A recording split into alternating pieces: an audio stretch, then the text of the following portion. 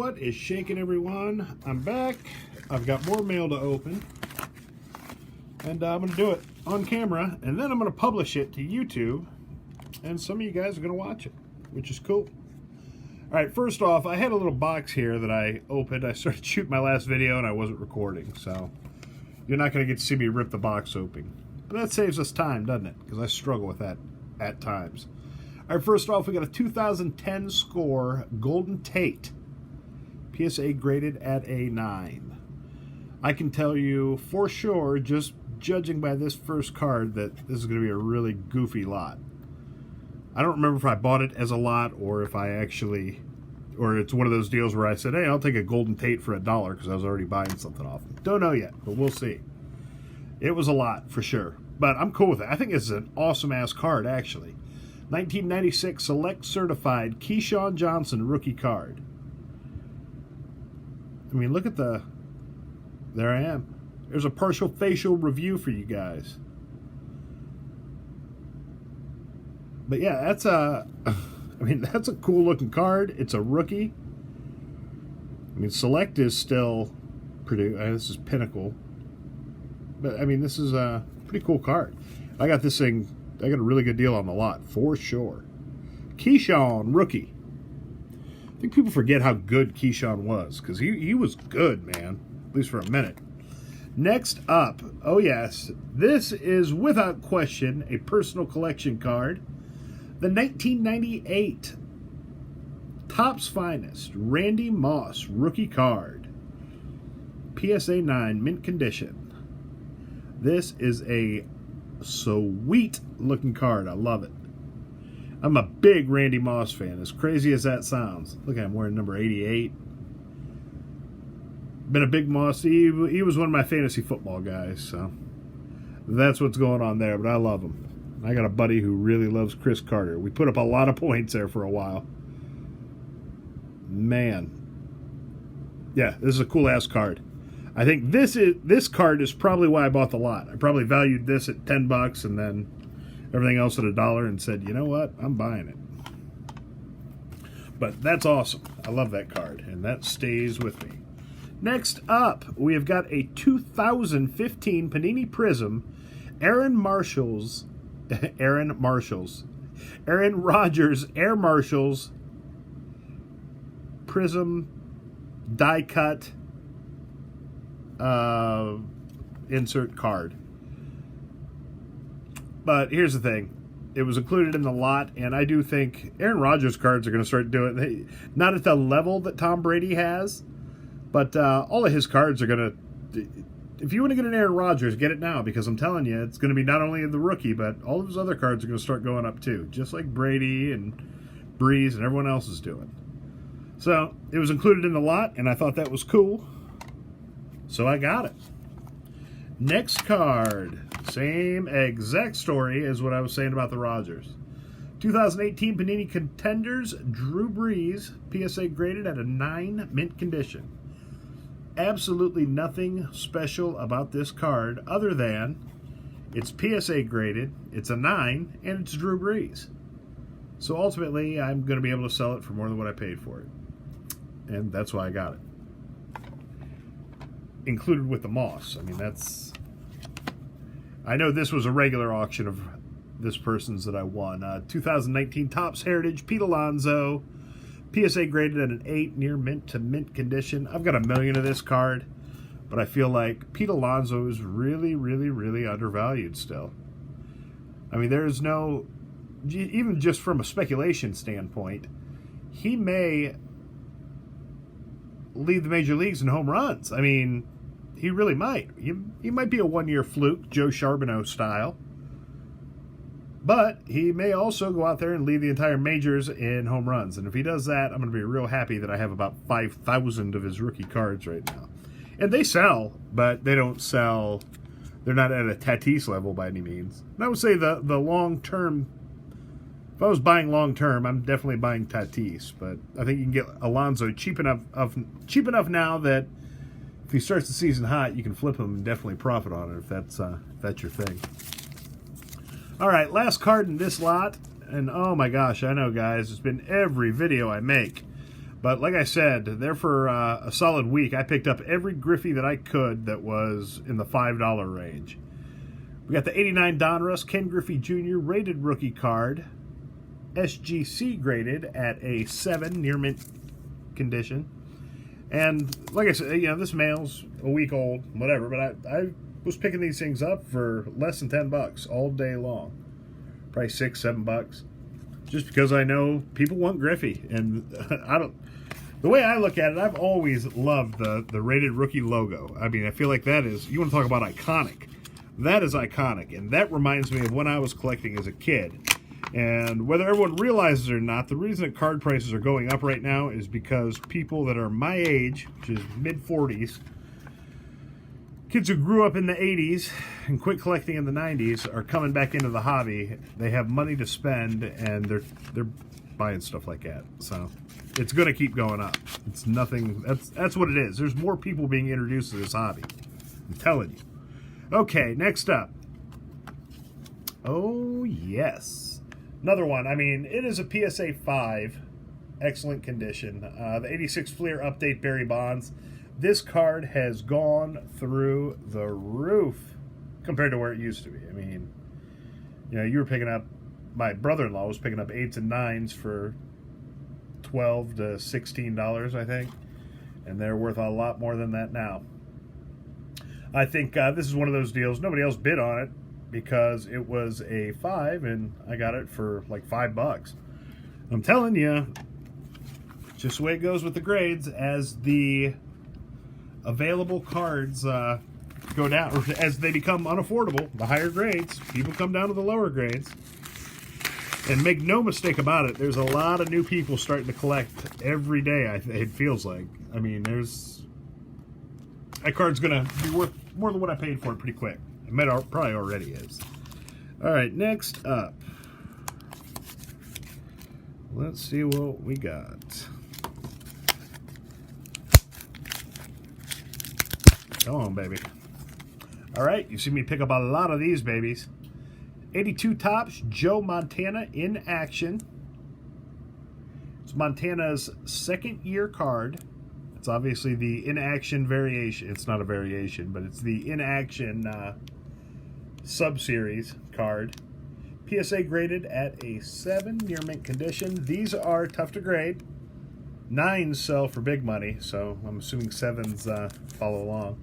And you can still snag these, like goofy auctions and that kind of thing. You can snag these at a pretty good price still. So I've been doing it whenever I can. I'm not selling my rookie Montana, but I've got a couple of these second-year ones.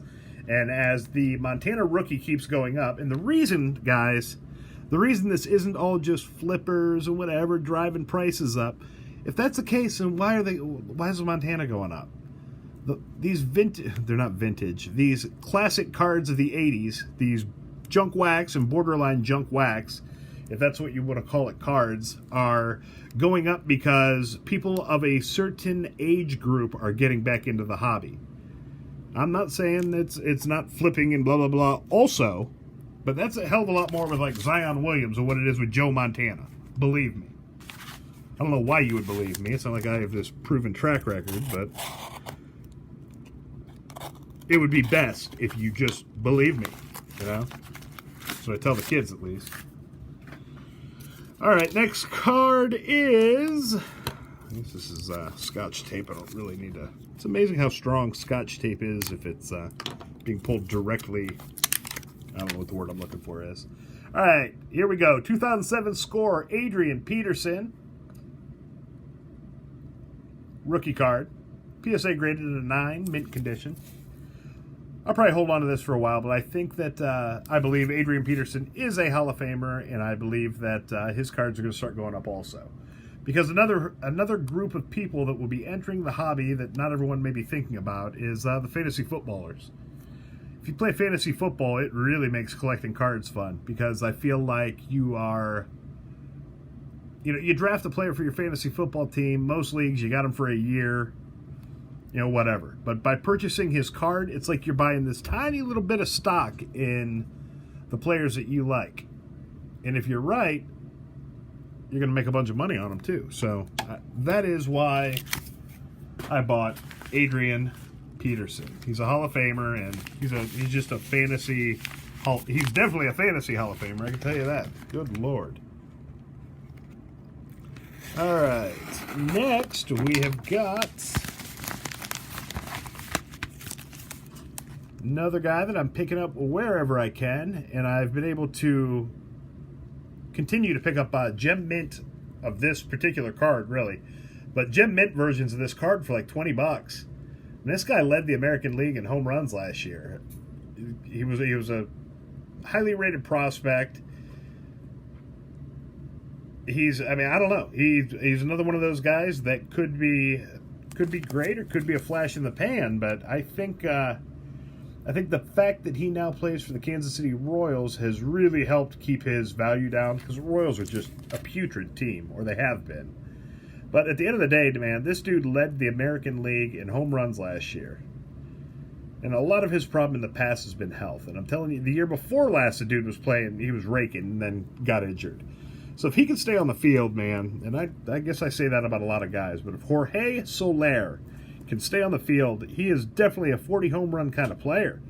And when you see guys like that, the long ball is what is going to make SportsCenter. That's going to push the value of the cards up.